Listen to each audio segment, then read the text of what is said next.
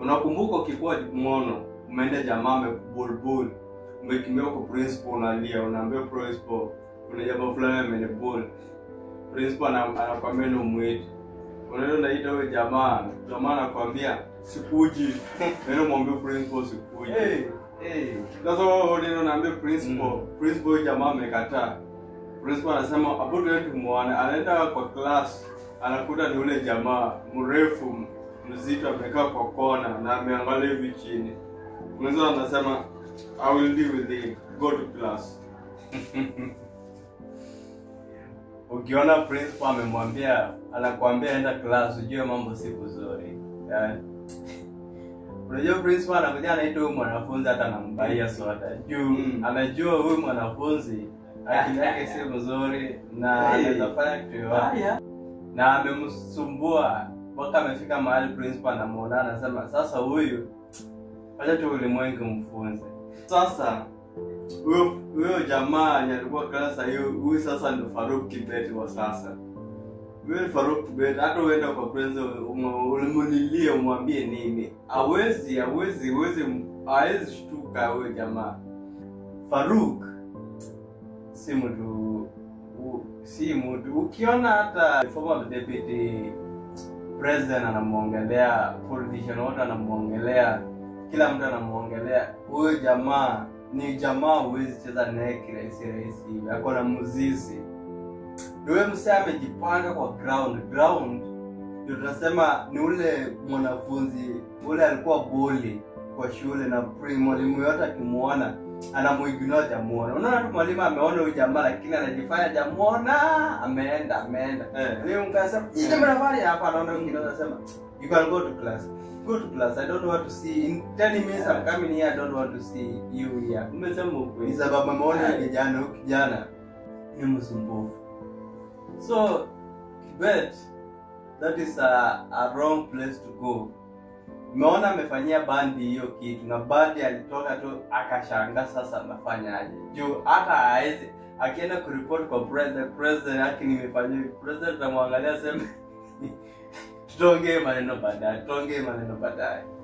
So it's high time people to notice if someone is in a power politician is in that position anafanywa hivyo. Sembusa wewe mwananchi wa kawaida, mama mboga, boda.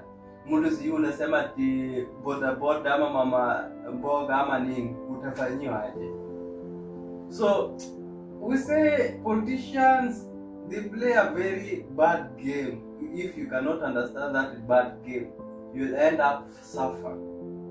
And hii ndio wakati tunafaa tuonyesha vizazi ambazo zinakuja, the upcoming people, that it is now time when you are selecting a leader. Angalia ule msichana anaweza jali maslahi yako, anaweza jali kitu ambayo iko kwa moyo wako, kitu ambayo vision yako. Kama jamaa anaenda vision yako, that is the leader you should choose. But people they don't know about the leader and the politician. Ndio maana unapata hizi visarakasi ni mingi, unapata watu wana vituko mingi, watu wanafinywa na huwezi ongea sababu the politicians are in business. They want to make profit. They want to make enormous profit ambayo mtu wa kawaida isifanya. Hata ufanyaje mtu wa kawaida hawezi pata profit kama hiyo. They want to absorb everything, or everything they absorb their own. That's why these leaders wanakuwa na ile mentality ambayo nikipoteza hii kitu ama nipoteze hii kiti, inamaanisha vitu zote ambayo nimechukua zitapotea hivi, ama mtu nye ataingia atachukua hizi vitu. Ndio maana wana setting wale watu to make the standard to be okay, to make things to run vile wanataka, to make things to flow vile wanataka.